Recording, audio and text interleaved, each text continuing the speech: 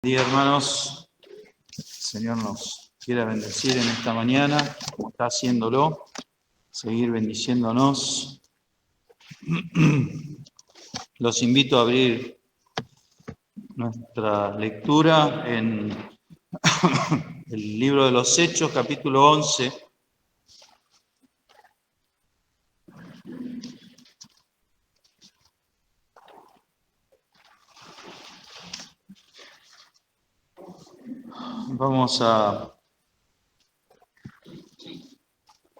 Vamos a leer Hechos capítulo 11.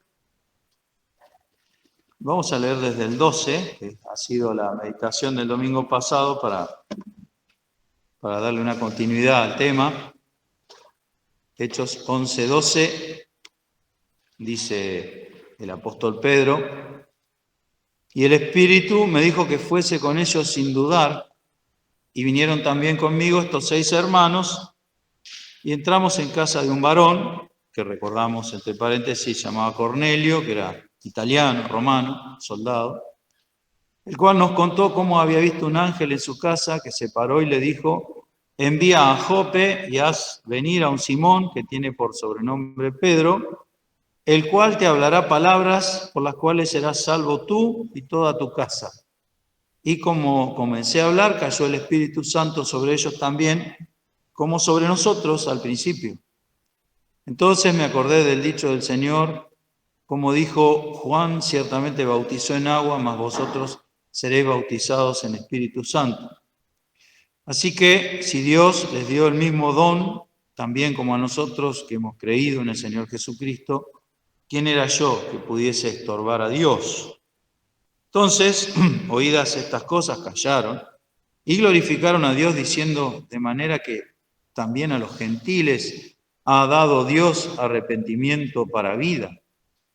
Y los que habían sido esparcidos por causa de la tribulación que sobrevino en tiempo de Esteban, anduvieron hasta Fenicia y Cipro y Antioquía, no hablando a nadie la palabra, sino solo a los judíos.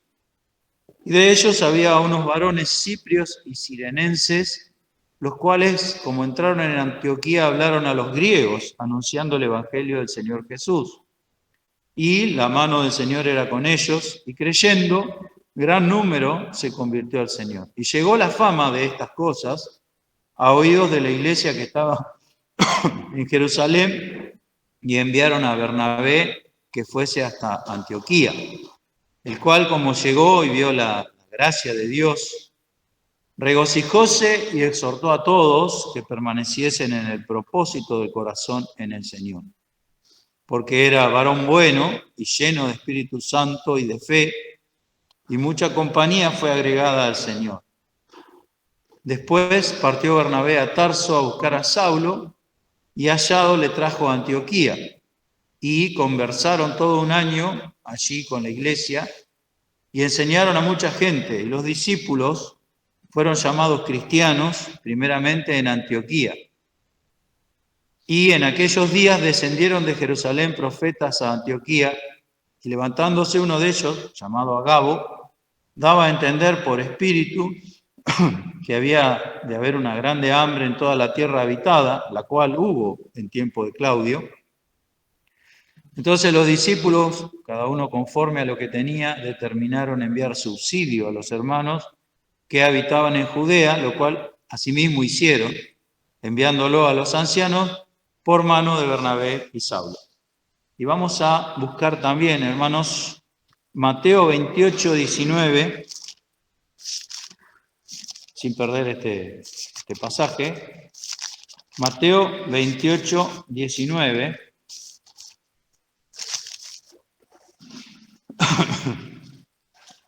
Vamos a leer el 18 para entender la frase del Señor. Mateo 28, 18 mejor, hasta el final. Página 40, Nuevo Testamento, dice: y llegando Jesús les habló diciendo: toda potestad me es dada en el cielo y en la tierra. Por tanto, id y doctrinad a todos los gentiles, bautizándolos en el nombre del Padre y del Hijo y del Espíritu Santo, enseñándoles que guarden todas las cosas que os he mandado, y aquí yo estoy con vosotros todos los días hasta el fin del mundo. Amén. Y luego en Marcos, final del Evangelio de Marcos, también, capítulo 16, verso 15,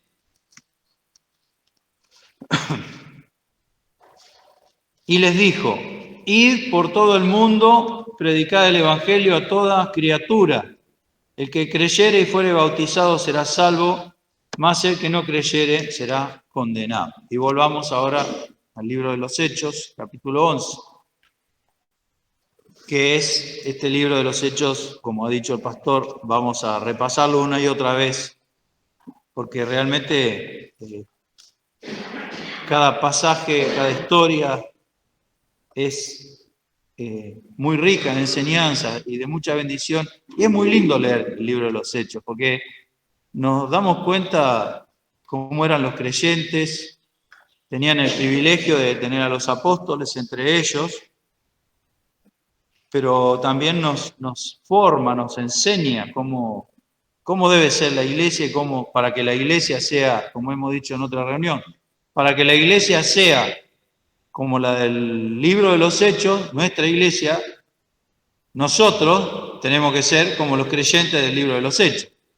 Si no, no hay forma, ¿no es cierto? El Señor es el mismo, el plan del Señor es el mismo. Así que nosotros tenemos que aprender acá y sacar nuestras enseñanzas, para saber no solo nuestro comportamiento, sino los principios que rigen la iglesia y también cosas que pueden suceder que nosotros tenemos que aprender.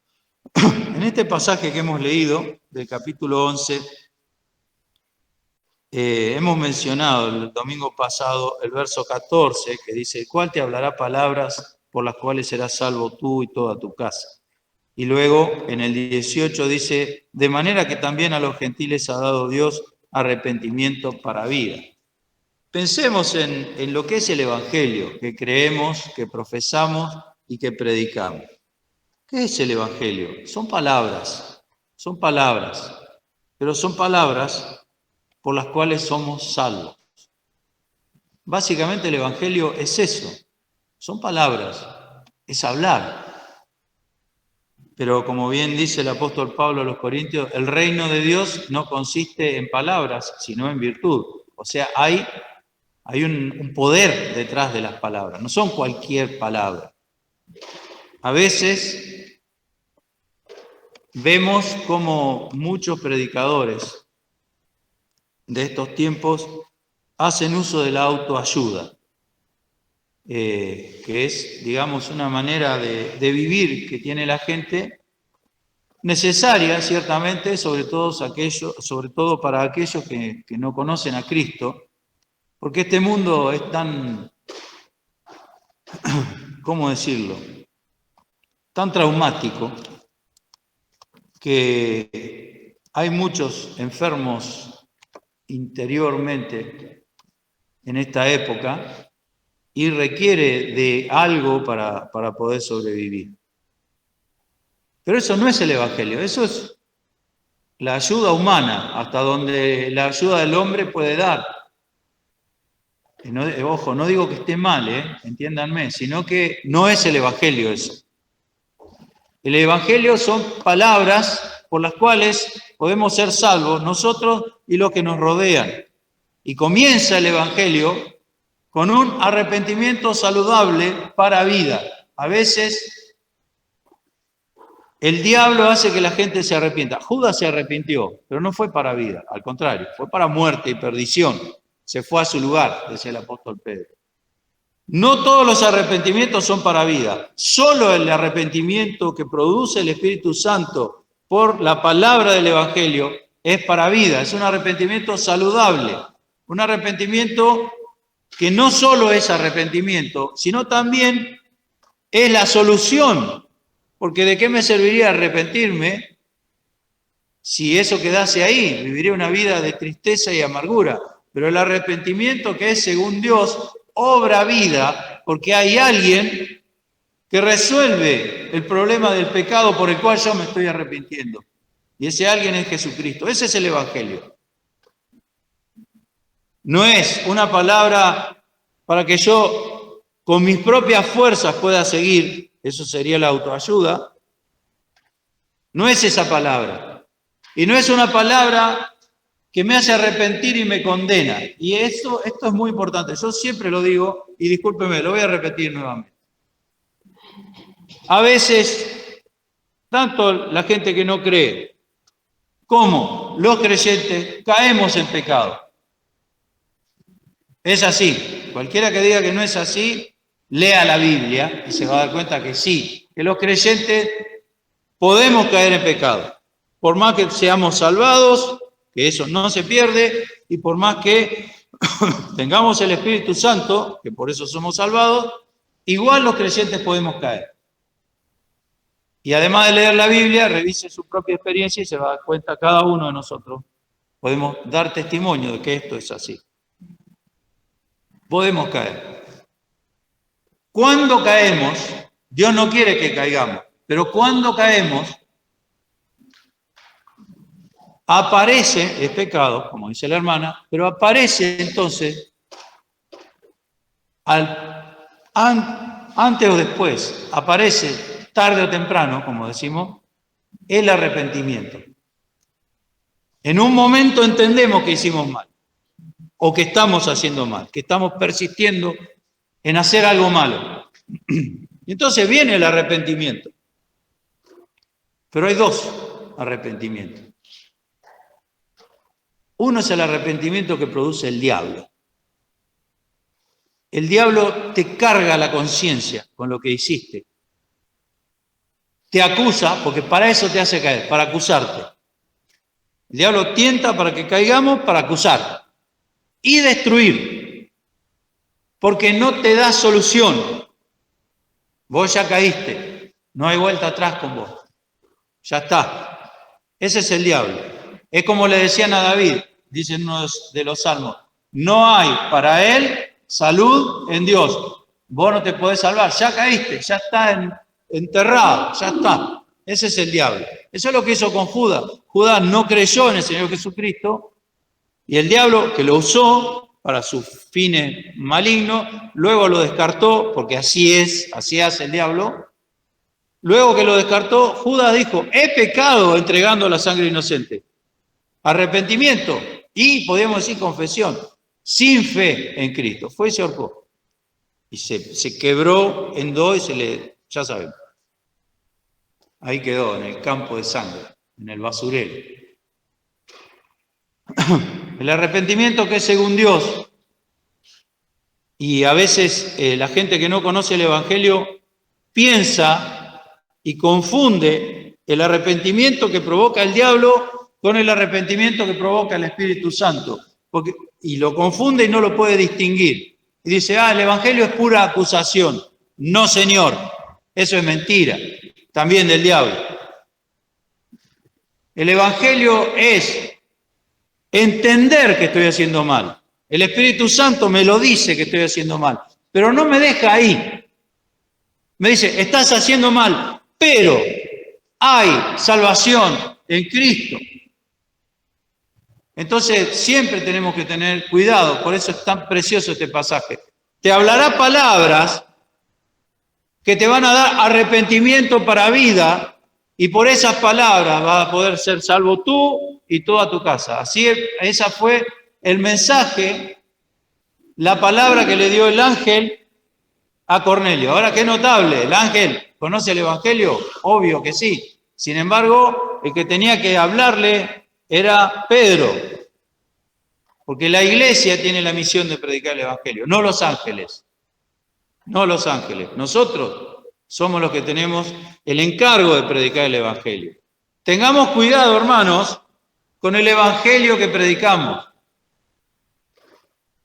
Hay un predicador que dice, si hablaste 5 minutos del pecado, habla 10 del perdón de Jesucristo y de la salvación de Cristo. Para que la gente entienda, sí que es pecador. Todos tenemos que entender eso. Si no entendemos eso, no podemos salvarnos. Pero el arrepentimiento que es según Dios es para vida. Y la palabra del Evangelio es para ser salvo yo y toda mi casa, como dice aquí a Cornelio. Muy importante. Y hemos leído, y fíjense ustedes, este precioso libro de Hechos, lo que nos enseña. Hemos leído lo que se llama la gran comisión del Señor. El Señor antes de 40 días después de la Pascua, cuando sube a la presencia del Padre, que eso fue, creo que se cumplió el 25 de mayo, creo que fue los 40 días después de la Pascua. Que permítanme esta digresión que voy a hacer. Me escribe Priscila, ustedes saben que está en Alemania, y en Alemania se celebra ese día y es feriado, el día 40 después de la Pascua, ¿sí? Se celebra la ascensión del Señor Jesús al Padre. Y uno piensa, y sí, es para celebrar, ¿no es cierto? ¿Y acá qué pasa? Ni se menciona. Ni se menciona. Además, me llamó la atención, mirá, es verdad. La Pascua, contamos 40 días para atrás, es la Pascua. Por lo menos la Pascua judía. ¿Y acá qué se celebra? Acá hay otra fecha, que no es en mayo, es en diciembre, el 8 de diciembre. ¿Qué se celebra? La ascensión de la Virgen. Fíjense, la idolatría abyecta y repugnante de la cual estamos rodeados, que olvidamos o olvida la sociedad o la religión mayoritaria, la ascensión gloriosa a recibir el trono de parte del Padre y sentarse a la diestra de Dios, del Señor Jesucristo, y lo reemplaza por una mentirosa, falsa ascensión de la madre del Señor, que no es la madre, es un ídolo que le han puesto el nombre de María. Me quedé pensando en eso, porque nosotros por lo menos deberíamos recordarlo. Yo reconozco que si no me decía mi hija, no me daba cuenta. Y tiene razón, ¿por qué no recordar ese día como algo especial? Si fue un día tremendamente especial, cuando el Señor ascendió y dice que cuando subía, era llevado al cielo, dice con sus manos extendidas los bendecía. Así está el Señor, bendiciendo. Discúlpeme la digresión, pero es lindo para pensarlo, ¿no? Y también para pensar cómo es el ser humano y cómo es la idolatría, siempre queriendo olvidar a Jesús y poner algo en su reemplazo. El Evangelio que nosotros creemos y predicamos es arrepentimiento para vida y son palabras que salvan. Ese es el verdadero Evangelio. Eso es lo que creemos, la palabra de fe la cual predicamos. Si confesares que el Señor Jesús resucitó de los muertos, serás salvo. Y el Señor, volviendo a nuestro tema, le dice en el capítulo 28 de Mateo, en el capítulo 16 de Marcos, que ellos tenían que ir a predicar, ¿no es cierto? ¿A quién le tenían que predicar? ¿A quién le tenían que predicar? ¿A quién? A toda criatura, dice Marcos, ¿y a quién dice Mateo? A los gentiles. Entonces, ir por todo el mundo, predicar el Evangelio a cuantos se te crucen, a toda criatura. Hablando de seres humanos, obviamente, ¿no? A todo ser humano criado, a todos los gentiles, le dice, también, para que quede bien claro. Entonces nos dice aquí, Hechos capítulo 11, verso 19, que hubo una gran tribulación cuando murió Esteban, porque se hizo una gran persecución de la iglesia. No solamente mataron a piedrazos a Esteban, el primer mártir de la iglesia, diácono de la iglesia de Jerusalén, sino que persiguieron a todos los cristianos al punto que se tuvieron que ir de Jerusalén. Ellos se habían quedado en Jerusalén. ¿Y el Señor qué les había dicho? Ir por todo el mundo. Así que los que habían sido esparcidos por causa de la tribulación que sobrevino en tiempo de Esteban, anduvieron hasta Fenicia, Chipre o Cipro y Antioquía, que queda en Turquía, arriba al norte. Así que ahí fueron, ¿no es cierto? Se empezó a cumplir el mandato del Señor. Ellos no lo hacían voluntariamente y vino una persecución. La persecución siempre estaba, Pero a través de esa persecución que ellos sufrieron, muy dura, imagínense, uno ve los refugiados ahí en la guerra de Ucrania, lo vemos porque lo dan por la tele, porque no es la única guerra que hay en el mundo, lo que pasa es que esta importa al periodismo, importa los intereses oscuros que hay detrás de todas las fuerzas humanas, detrás de todos los gobiernos, y para que lo tengamos claro, hay 64 guerras en este momento en el mundo, nosotros sabemos de una sola, todas las otras no importan.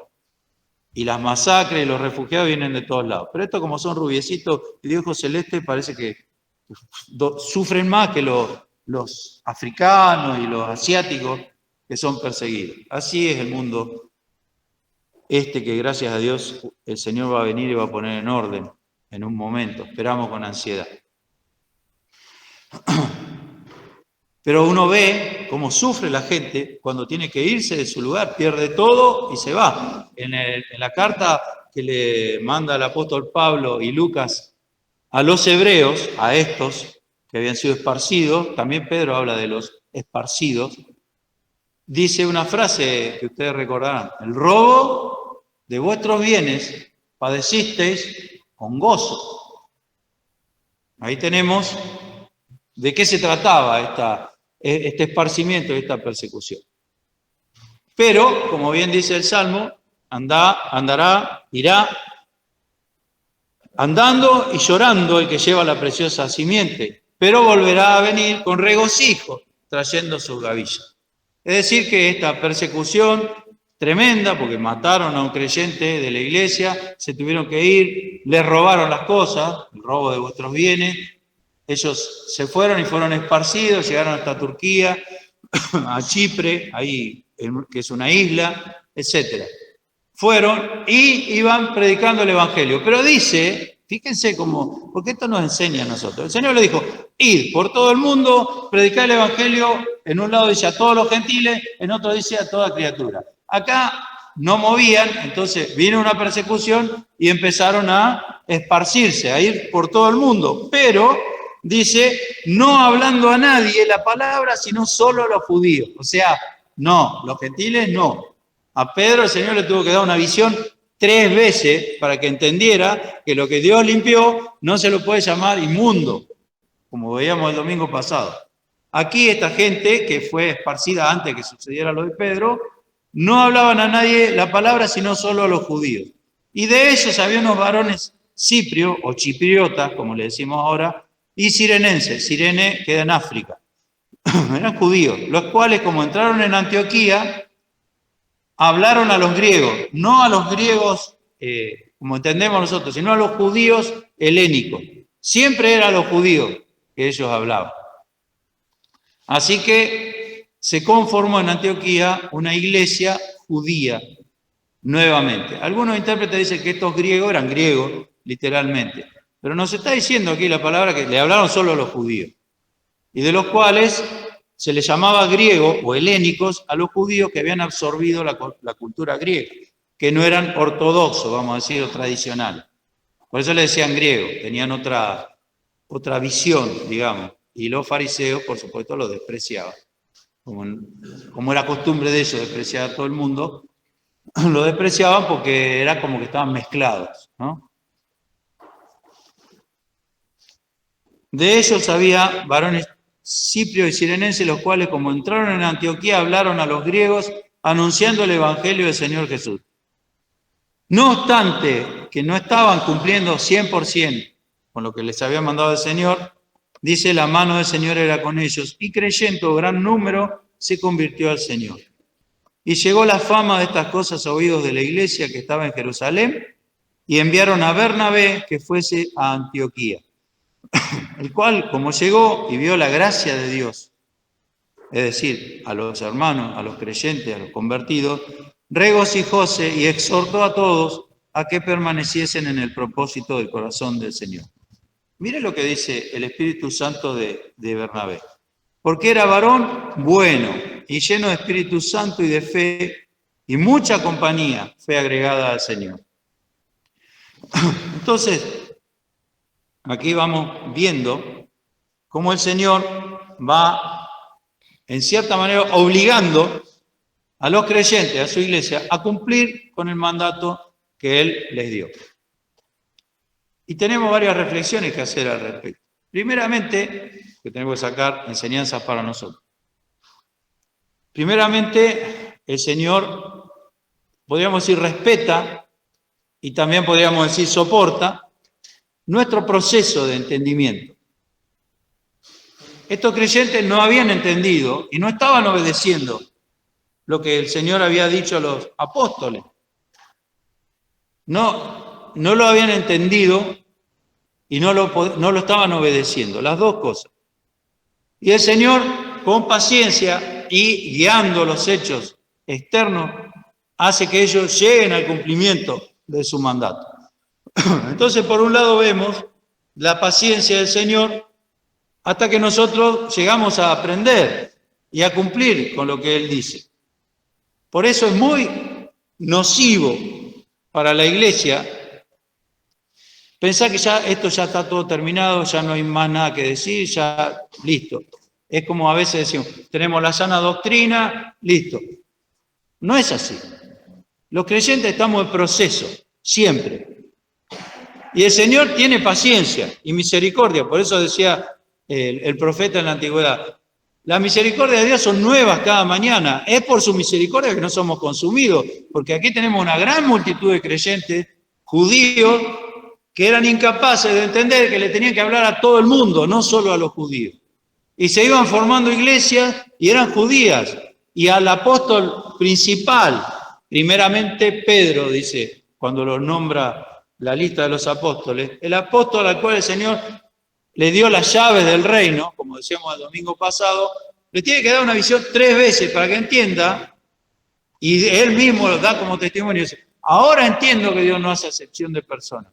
Nosotros podríamos decir, ahora viendo la historia ya cumplida, con el diario del lunes, como se dice, decir, bueno, a ver, ya sabemos que Dios no hace excepción de personas. Primeramente nosotros no lo entendemos tanto, y ellos no lo entendían nada. El Señor le tuvo que dar una visión, tuvo que hacer un milagro para que le predicara a un gentil. Y acá estos creyentes que fueron esparcidos antes, llegan a todos los lugares donde iban y solo predicaban a los judíos, solamente. Así que iban, obligados por la persecución, predicaban el Evangelio, pero no a toda criatura, no a los gentiles. Entonces, reflexionemos también en qué proceso nosotros estamos de aprendizaje, porque tenemos la palabra profética más permanente que nos enseña, y Dios mientras está teniendo paciencia, pero tenemos que aprender. Tenemos que leer y tenemos que aprender. ¿En qué lugar del camino me encuentro yo? Porque es cierto que tenemos un cuerpo de doctrina sana, pero primeramente no las conocemos todas. Si nos pusiésemos a estudiar, yo el primero, no estoy hablando de usted, estoy hablando de nosotros. Hay muchas cosas en las que podemos llegar a hacer agua porque no las sabemos todas. Estamos en proceso. El creyente está en proceso y Dios tiene paciencia hasta que aprende. Y va guiando las cosas, por ejemplo acá, con una persecución que fue muy dura y muy cruel con los creyentes, pero ahí ellos empezaron a cumplir el mandato que no estaban cumpliendo, de ir por todo el mundo y predicar el Evangelio. Pero ahora todavía falta que le prediquen a toda criatura, a los gentiles también. Y por otro lado, veamos, hermanos, la importancia que tiene la palabra de Dios. El Señor no deja caer ni una de sus palabras a tierra.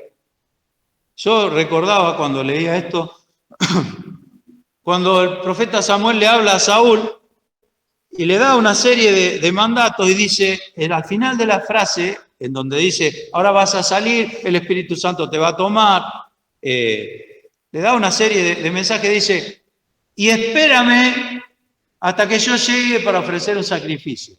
Y eso pasó años después. El espérame hasta que yo llegue. Pasó años después. Y Saúl, como no tuvo en cuenta todas las palabras de Dios, no esperó. Dice, bueno, como tardaba y la gente se me iba, y bueno, ofrecí yo el sacrificio. Y Samuel le dice, el obedecer es mejor que los sacrificios. ¿Qué hizo Saúl? Lo mismo que estaban haciendo estos hermanos, estos creyentes. No consideraban toda la palabra, todo el consejo de Dios. Y tuvieron que ir por la persecución. Predicaban el evangelio, pero no a toda criatura. Cada palabra del Señor cuenta. Cada palabra del Señor es importante. El Señor se sube a un barco y le dice a los discípulos, pasemos a la otra orilla. ¿Se acuerdan? Vino una tempestad, los discípulos, bueno, vamos todos a morir, como pasa con nosotros muchas veces. No tenemos salida, vamos a morir todos. El Señor dijo, vamos hasta la otra orilla. Esa es su palabra. ¿Y qué piensan ustedes? ¿Y qué pienso yo? Que si el Señor me dice, vamos a la otra orilla, no llegamos a la otra orilla. Es imposible que eso suceda. Porque el Señor dijo, vamos a la otra orilla, pasemos a la otra orilla, ¿y qué iba a suceder? ¿Qué iban a pasar a la otra orilla? Sí, en el medio hay una tempestad, pero la palabra de Dios dice, pasemos a la otra orilla. Y ahí, esa es la verdad y eso es lo que va a suceder. ¿Por qué decimos esto? Porque muchas veces, entre lo que Dios dice y lo que yo veo, hay una diferencia tremenda. Entonces yo me encuentro ante la disyuntiva de decir, bueno, ¿a quién le creo? ¿A mis sentimientos? ¿A las estadísticas? ¿A lo que yo veo, a mis ojos? ¿O le creo a Dios? Le creo a la palabra de Dios. A veces el camino es oscuro, a veces la senda es estrecha, a veces la tormenta es grande, pero la palabra de Dios permanece para siempre. Puede pasar el cielo y la tierra, que la palabra de Dios permanece. Y el Señor le dijo, id por todo el mundo y predicad el evangelio a toda criatura. Y ellos iban por todo el mundo, obligados en este momento, predicaban el evangelio, pero le faltaba una parte. Y el Señor, teniendo paciencia, los fue enseñando hasta que predicaron a los gentiles. Siempre hay un proceso. Y el Señor me está teniendo misericordia en ese proceso. Pero yo tengo, a medida que van pasando los hechos, las circunstancias y el aprendizaje, que ir recibiendo y cumpliendo. Porque si ellos seguían negándose a predicarle el evangelio a los gentiles, iba a ser peor todavía. Por otro lado, vemos a este personaje Bernabé, un querido hermano, solo leerlo fue, ¿se acuerdan? El primero que ofreció, vendió de una propiedad que tenía, la dio toda la iglesia para darle a los pobres, que después Ananías y Zafira quisieron imitarlo a medias, y bueno, ya sabemos la historia. Y este Bernabé es enviado de Jerusalén a Antioquía, quedaba lejos, quedaba en Turquía, Antioquía. Y dice que Bernabé los exhortó, se regocijó, le dio gran gozo ver tantos convertidos en Antioquía. Les enseñó, pero hizo otra cosa. Se fue a Tarso, que también queda en Turquía, a buscar a Saulo. Fíjense cómo el Señor los guió. Y si leemos el final del capítulo 12, dice que también llevaron al sobrino de Bernabé, que se llamaba ¿cómo? ¿Se acuerdan? Marcos, el evangelista. Juan, que tenía por sobrenombre Marcos. Ese era el sobrino de Bernabé. Es decir que Bernabé, por decirlo de alguna manera, armó el equipo misionero. Lo fue a buscar a Saulo y lo llevó después. Llevó a Marcos. Y los tres salieron a predicar, ahí sí, por todo el mundo, a toda criatura. Ahí sí se cumplió lo que este varón, bueno y lleno del Espíritu Santo y de fe, sentía en el corazón y Dios lo guió. Qué lindas lecciones que nosotros recogemos de todo esto. La falta de mezquindad en el ministerio que tenía este hombre, que reconocía los dones y actuaba en consecuencia. Reconocía el llamamiento y actuaba en consecuencia. Y dice también, en el verso 25 lo que hemos leído, después partió Bernabé a Tarso a buscar a Saulo y hallado le trajo a Antioquía. Y conversaron todo un año allí con la iglesia y enseñaron a mucha gente. Y miren esto, y los discípulos fueron llamados cristianos primeramente en Antioquía. Nunca le habían llamado cristianos. Sí reconocían, cuando veían a los apóstoles y los escuchaban hablar, que reconocían que habían estado con Jesús. Pero aquí son llamados cristianos por primera vez, y no en Jerusalén, sino en Antioquía, esta iglesia que se forma en Turquía, lo que es Turquía actualmente, y que también es de mucho ejemplo para nosotros. Y vamos a decir esto, fueron llamados cristianos, no es que lo llamó la gente cristiano, la gente después terminó llamándonos cristianos, pero no fueron llamados cristianos ni por la gente, ni se llamaron a sí mismos cristianos. La palabra que utiliza aquí Lucas es una palabra judicial, podríamos decir. Es un término que se utilizaba para cuando se nombraba algo por una ley o por un mandato gubernamental o de quien fuera el poder que lo hacía. Es decir, que aquí nos dice la palabra de Dios que el nombre de cristiano no se lo puso la gente, no se lo puso la iglesia, sino que se lo puso Dios, un poder mayor que lo llamó cristiano, que le puso, permítame decirlo de esta manera, el apellido de su hijo a la iglesia. Así que debemos llamarnos cristianos, ese es el nombre de la iglesia, los cristianos, Dios puso ese nombre. Ahora, qué notable, ¿no? Lo que es la rebeldía del corazón del hombre. Nosotros vamos a ver toda clase de nombres para las iglesias, toda clase de nombres. ¿Qué es lo que dijo Dios? Iglesia cristiana. Eso es lo que dice la palabra de Dios de cómo debe llamarse el grupo de creyentes que conforman el cuerpo de Cristo, aquellos convertidos, renacidos, que se reúnen en congregaciones. Fueron llamados cristianos. Así que la iglesia de Antioquía tiene mucho para decir. Nosotros podríamos decir,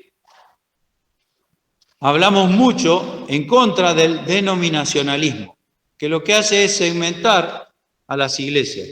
¿Y cómo lo hace? A través justamente de ponerse nombres para estar separados. Aquí la palabra de Dios dice que los cristianos somos uno. Lo dijo el Señor en Juan 17. Y que el nombre que tenemos que tener encima nuestro lo puso Dios. Y es el nombre de cristiano. Cristiano no es el que profesa una religión. Cristiano es aquel, como acá en la iglesia de Antioquía, que tiene el Espíritu Santo y es renacido. Tengamos cuidado con eso. Aquí nos enseña esta iglesia. Otra cosa que nos enseña, que dice que en aquellos días, en ese año que estaba Saulo y Bernabé ahí formando la iglesia, dice que descendieron de Jerusalén profetas a Antioquía. Podríamos decir profetas a la usanza del Antiguo Testamento, ¿no es cierto? Lo que nosotros generalmente entendemos como profeta, aquel que habla una palabra, un mensaje de Dios directo que no tiene una revelación previa. Levantándose uno de ellos, llamado Agabo, daba a entender por espíritu que había de haber una grande hambre en toda la tierra habitada, la cual hubo en tiempo de Claudio. Es decir, que este profeta, por espíritu, dijo una verdad. Esto sucedió entre el año 41 y el 54 después de Cristo, según dicen los historiadores. Entonces los discípulos, cada uno conforme a lo que tenía, determinaron enviar subsidio a los hermanos que habitaban en Judea. Es decir, creyendo lo que decía este profeta, enviaron un subsidio a los judíos que estaban, a los hermanos, los creyentes que estaban en Judea. Y miren esto, dice, lo cual asimismo hicieron. Y es linda esta lección. Determinaron, lo cual asimismo hicieron. Porque a veces nosotros tenemos muy buenas intenciones, pero nos faltan los hechos, ¿no es cierto? Muchas cosas en nuestra vida. Estos determinaron e hicieron. Otra lección de la iglesia de Antioquía para nosotros. Determinaron, lo cual asimismo llevaron a cabo, hicieron. Interesante, ¿no? Las lecciones que nos va dando esta iglesia, una lectura rápida. Pero dice que lo enviaron a los ancianos de Jerusalén por mano de Bernabé y de Saulo. Bernabé había ido hasta Tarso a buscarlo a Saulo y ahora Bernabé y Saulo van a Jerusalén. Y dice, capítulo 12, en el mismo tiempo, el rey Herodes echó mano a maltratar a algunos de la iglesia y mató a cuchillo a Jacobo, o Santiago, hermano de Juan. Y viendo que había agradado a los judíos, pasó adelante para prender también a Pedro. Eran entonces los días de los ácimos, y habiéndole preso, miren esto, habiéndole preso, púsole en la cárcel entregándole a 4 cuaterniones, o sea, 16 soldados. Era el pastor de la iglesia. Pedro, juntamente con... Pedro era, como dice él, yo anciano también con vosotros. Era pastor, como era apóstol, era pastor, digo yo, de todos los creyentes, de todas las iglesias. 16 soldados para cuidar a Pedro. Fíjense el miedo que le tenían a estos pacíficos creyentes que solo lo que hacían era predicar el evangelio. Pero dice, mandó a 4 cuaterniones de soldados que le guardase, queriendo sacarle al pueblo después de la Pascua. ¿Por qué dice este detalle? ¿Qué importancia tiene la palabra después de la Pascua ahí? ¿Qué les parece a ustedes? Porque por algo está escrito, como digo, la palabra de Dios es muy precisa. Porque los judíos tenían una costumbre, ¿se acuerdan de Pilato? Vosotros tenéis una costumbre. ¿Cuál era la costumbre? Que le suelte a uno durante la Pascua. Entonces dice, no lo voy a sacar, a ver si me piden que lo suelte. Fíjese la maldad de este hombre. Como vio que había agradado a los judíos, degolló al pastor de la iglesia, a Santiago o a Jacobo. Y ahora lo puso preso a Pedro y le va a sacar después de la Pascua. De tal manera que lo puedan condenar y matar a Pedro. Después de la Pascua le va a sacar. Porque podía ser que los judíos pidieran que lo liberasen a Pedro. Como pasó con Barrabás, cuando crucificaron al Señor. Así que este zorro quiere sacarlo después de la Pascua, para no tener que liberarlo, para poder condenarlo y matarlo. ¿Por qué? Por razones políticas. Había agradado a los judíos. El diablo siempre haciendo de las suyas. Así que veamos esto. Persecución. Grande hambre. Tribulación. Muerte de los creyentes. Esa era la condición en que estaba la iglesia de Jerusalén en ese momento. No era nada fácil ser creyente en esa época. Esparcimiento. Algunos habían sido de tal manera perseguidos que se habían tenido que ir lejos, porque algunos se fueron a Chipre, otros se fueron a Turquía, lejos se fueron. Y nos dice acá un pasaje muy conocido y muy grato, que no vamos a entrar en detalles, pero que el Señor mandó su ángel y sacó a Pedro de la cárcel a la noche, milagrosamente, y Pedro sale, y vamos al capítulo 12, verso 11, dice, entonces Pedro, volviendo en sí, dijo, ahora entiendo verdaderamente que el Señor ha enviado a su ángel y me ha librado de la mano de Herodes y de todo el pueblo de los judíos que me esperaba. Esto sucedió a la madrugada. Horas después iba a ser sacado Pedro, después de la Pascua, para condenarlo y matarlo como había matado a Jacobo y hacer una especie de circo para dejar contento a los que perseguían a los creyentes. El Señor mandó a su ángel, lo sacó y Pedro pensó que soñaba. Y cae en la cuenta cuando se encontró en la calle, libre, después de haber sido sacado milagrosamente de la cárcel. Y habiendo considerado esto, llegó a casa de María, la madre de Juan, el que tenía por sobrenombre Marcos, donde muchos estaban juntos orando. Y tocando Pedro a la puerta del patio, salió una muchacha para escuchar, llamada Rode, la cual, como conoció la voz de Pedro, fíjese esto, de gozo no abrió el postigo, sino corriendo adentro dio nueva de que Pedro estaba al postigo. Lo dejó afuera, pobre Pedro. Pedro dando voces, dice. Y ellos dijeron, estás loca. Mas ella afirmaba que así era. Entonces ellos decían, es su ángel. Es como que ya murió y su espíritu, esto es una creencia judía, su espíritu, dicen los judíos, anda 3 días deambulando por la tierra antes de irse definitivamente al seno de Abraham. Eso creen los judíos. Por algo el Señor tuvo 3 días y 3 noches y luego resucitó, para demostrar a los judíos también la veracidad del hecho de la resurrección. Entonces ellos pensaban que era un espíritu, el ángel de Pedro, el espíritu de Pedro, que andaba deambulando y los iba a visitar. Mas Pedro perseveraba en llamar. Pobre Pedro, aparte, imagínense, acababa de irse de la cárcel, podía ser que los soldados salieran a perseguirlo. No fue así, pero él perseveraba en llamar y cuando abrieron, viéronle y se espantaron. Mas él, haciéndoles con la mano señal de que callase, les contó cómo el Señor le había sacado de la cárcel y dijo, haced saber esto a Jacobo y a los hermanos, y salió y partió a otro lugar, no dice dónde. Ahora hay un detalle ahí. Porque nos dice el último versículo del capítulo 11, que Bernabé y Saulo estaban en Jerusalén y habían llevado una ofrenda de la iglesia de Antioquía para ayudar a los creyentes que estaban pasando necesidad en Jerusalén. Y dice, ellos dijeron, los que estaban orando, pidiéndole al Señor que liberara a Pedro, ellos dijeron, estás loca.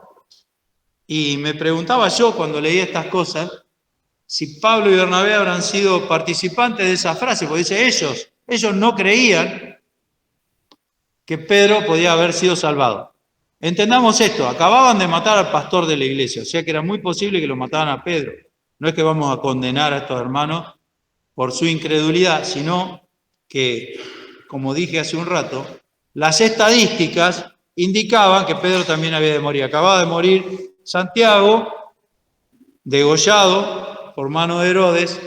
Pedro estaba preso, ya era el amanecer, ya lo sacaban para condenarlo. Entonces todo parecía indicar que iba a morir. Así que ellos estaban orando, pero no se esperaban una respuesta semejante del Señor. Esto también nos lleva a pensar otra cosa, hermano, que también nos enseña Pablo en sus viajes. Pablo preso y Lucas, que era su compañero, y también predicaba el Evangelio, y escribió el Evangelio de Lucas, y este libro precioso del libro de los Hechos, Lucas estaba libre, y Pablo iba preso. Si leemos en Hechos 27, Pablo está encadenado, lleva un centurión que lo cuida, y Lucas relata, y él va libre, y así pasó en muchos lugares. Lo pusieron preso a Pablo, y Lucas y Timoteo quedaron libres.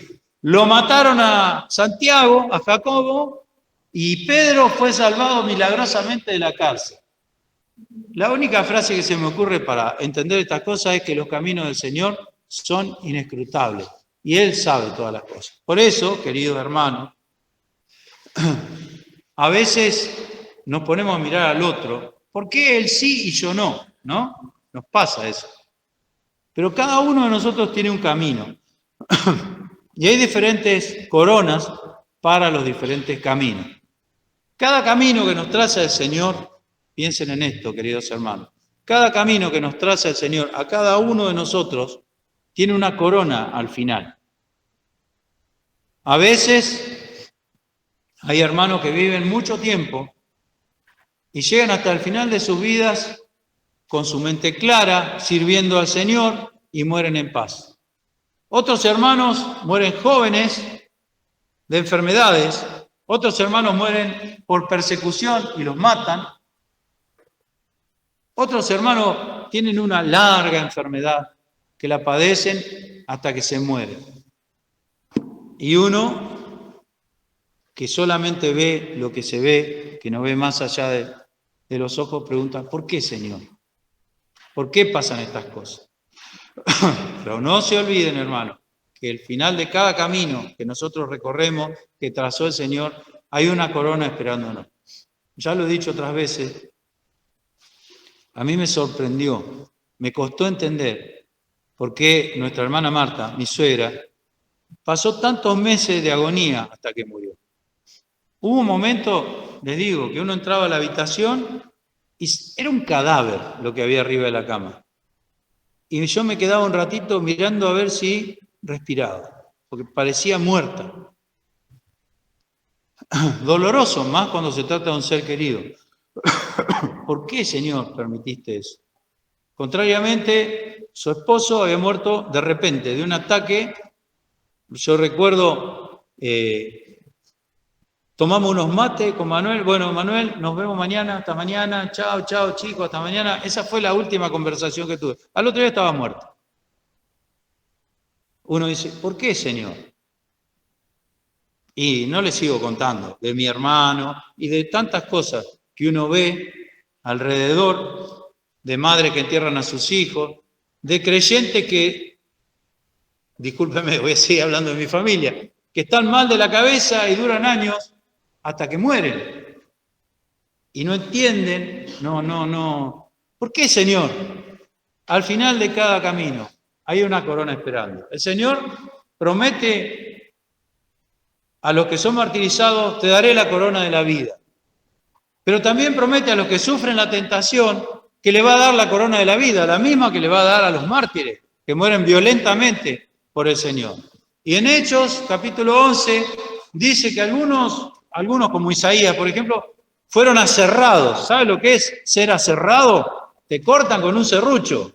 Dice la historia judía que a Isaías lo metieron adentro de un tronco hueco, como si fuera un caño de madera, un tronco hueco, y cortaron el tronco con Isaías adentro. Parece que esos trucos que hacen los magos, pero este no era un truco. Murieron aserrados. Otros sufrieron hambre, creyentes. Pero hay una frase que a mí me respondió la pregunta que le hice al Señor con respecto a mi suegra. Dice, otros padecieron enfermedades. Y habla de los héroes de la fe. Y habla que no están completos sin nosotros. Y que es una gran nube de testigos que me dice, vos podés vencer por medio de la fe. Eso dice Hebreos capítulo 12. Y aquí vemos a Jacobo, a Santiago, el Señor permitió que el sinvergüenza de Herodes lo matara para agradar a los judíos. Y a Pedro le mandó un ángel que le abrió la puerta de la cárcel, lo despertó y dice, bueno, salí. El Señor tenía sus propósitos para con Pedro, obviamente. Y aquel sufrió el martirio y recibió la corona que reciben los mártires. Pedro también fue martirizado más adelante. Pero hermano, ¿qué reflexión tengo yo? A cada cual le toca lo que le toca según Dios decide, y debemos conformarnos con eso y ver en la situación que estemos, cual sea nuestra situación, cuál es la corona que me espera al final, para poder poner la visión ahí y caminar hacia eso. Si sufro la tentación, el Señor tiene prometido que si venzo en el nombre del Señor, el Señor me dará la corona de la vida. Si soy martirizado, me dará la corona de la vida también. Si sufro enfermedades, de esas largas, el Señor me está dando la última prueba de la fe para darme una corona. Y así sigan poniendo cada uno la situación difícil que le toque vivir para pensar no en lo que me está pasando hoy, sino en aquello que me espera al final del camino. Cual sea tu situación, cual sea la situación que tengo que pasar. Muchas cosas, muchos de nosotros vamos a llegar al final del camino como llegó el pueblo de Israel a la tierra prometida. Después de pasar por el valle y el desierto donde lo herían las serpientes ardientes, ¿sí? Muchos llegaban con la marca de los dientes de la serpiente, pero llegaron a la tierra prometida, porque miraban la bandera y la herida de la serpiente, por más que dejaba cicatrices, era simplemente eso, una herida que no les impedía llegar. Muchos que no creyeron perecieron en el camino, pero muchos llegaron. Muchos vamos a llegar así a la presencia del Señor, con las cicatrices, de algunos pecados, con las cicatrices de las mordidas de la serpiente, pero vamos a llegar, porque el Señor es fiel y su palabra se cumple. Y aquí tenemos a Pedro siendo librado de la cárcel y escapándose, para sorpresa de aquellos que lo tenían aprisionado. Se ha ido la hora, hermano, esto es largo, pero vamos a terminar con esto. Dice el 20, Herodes estaba enojado con los de Tiro y los de Sidón, mas ellos vinieron concordes a él, sobornado Blasto, que era el camarero del rey, pedían paz porque las tierras de ellos eran abastecidas por las del rey. Y un día señalado, Herodes, vestido de ropa real, se sentó en el tribunal y arengóles. Y el pueblo aclamaba, entiendan esta palabra, no clamaba, aclamaba. Aclamar es aplaudir. Clamar es pedir, por favor. Aclamar es aplaudir, es decir, esto es fantástico, es maravilloso. Típico de los políticos. Ponen los aplaudidores, ¿no es cierto? Y previamente un soborno, clásico. El pueblo aclamaba voz de Dios y no de hombre. Es decir, este hombre no es hombre, es más que un hombre. Voz de Dios.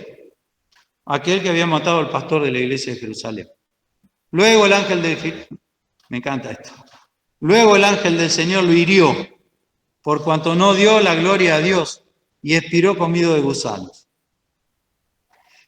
El final de este Herodes, Agripa. Más la palabra del Señor crecía y era multiplicada. Y miren, Hechos 13:12. Entonces el procónsul, viendo lo que había sido hecho, creyó maravillado la doctrina del Señor. Ahí estaban siendo perseguidos los discípulos. Verso 52, capítulo 13. Los discípulos estaban llenos de gozo y del Espíritu Santo. Hechos 14:20. Mas rodeándole los discípulos se levantó y entró en la ciudad y un día después partió con Bernabé a Derbe. ¿Por qué leo estos textos? Porque nosotros vamos a ver en todos estos capítulos persecuciones, sufrimiento, casi matan al apóstol Pablo, un montón de hechos muy negativos y muy difíciles de sobrellevar. Pero todas estas historias que nos cuenta la palabra de Dios terminan siempre con una frase que dice: la palabra del Señor crecía, los discípulos eran llenos del Espíritu Santo, los discípulos estaban llenos de gozo. El hombre que ha sido apedreado, el apóstol Pablo, lo rodea a los discípulos, se levanta, después los otros lo dejaron muerto ahí. Según los que lo apedrearon, estaba muerto. Pero los discípulos lo rodean y se levanta y camina con ellos, va a la iglesia, les predica y después se va a otro lado. Entonces, hermano, aquí vamos a cerrar aquí. Vamos a terminar aquí. Hay mucha historia, muchas cosas para decir. Pero pensemos en esto. Las tribulaciones, el hambre que padecía, las persecuciones, el esparcimiento, todas las cosas que sufrían los creyentes, el apedreamiento del apóstol Pablo, todas las acusaciones falsas y mentirosas que le hacían los judíos, siempre terminan, porque Dios está presidiendo todas las cosas, siempre terminan con los discípulos llenos de Espíritu Santo, con los discípulos gozosos, con la palabra de Dios que se esparcía. Y entonces pensemos, queridos hermanos, que todas las cosas que nosotros podemos llegar a sufrir, padecer, sea lo que sea, como hemos dicho, van a terminar así. Van a terminar con el crecimiento, porque está lleno del Espíritu Santo. Es crecer en el Señor. Van a terminar con el gozo en nuestro corazón, el gozo del Señor. Van a terminar con la salvación de quienes nos rodean. Entonces, si estamos sufriendo, si estamos padeciendo, cual sea nuestra necesidad, pensemos en esto, en la corona, pero también en que esta historia tarde o temprano finaliza y nosotros ya no somos los mismos. Aunque hayamos caído y tengamos que arrepentirnos y volver, aún eso Dios lo va a usar para nuestro crecimiento. Aún eso, que parece, pecaste. Dios puede usar todas las cosas para hacer crecer a su iglesia, a sus hijos individualmente, a cada uno. Entonces, pensemos en la corona. Pensemos en las pruebas como una manera de llegar a la corona. Y pensemos que el Señor es muy fiel y muy misericordioso. Y aunque nos permita pruebas y dificultades, siempre esa historia va a terminar como dice el libro de los Hechos. Los discípulos estaban llenos del Espíritu Santo y de gozo, y la palabra del Señor corría y era glorificada. Tengamos fe, hermanos, porque la palabra de Dios no vuelve vacía. ¿Qué hacían los discípulos mientras tanto? Predicaban el Evangelio. Predicaban, y una multitud se convertía al Señor. El domingo que viene, Dios mediante, seguiremos con el estudio de este precioso libro que nos enseña tantas cosas. Que el Señor nos bendiga. Discúlpenme la hora, hermanos, pero hay mucho para decir leyendo el libro de los Hechos.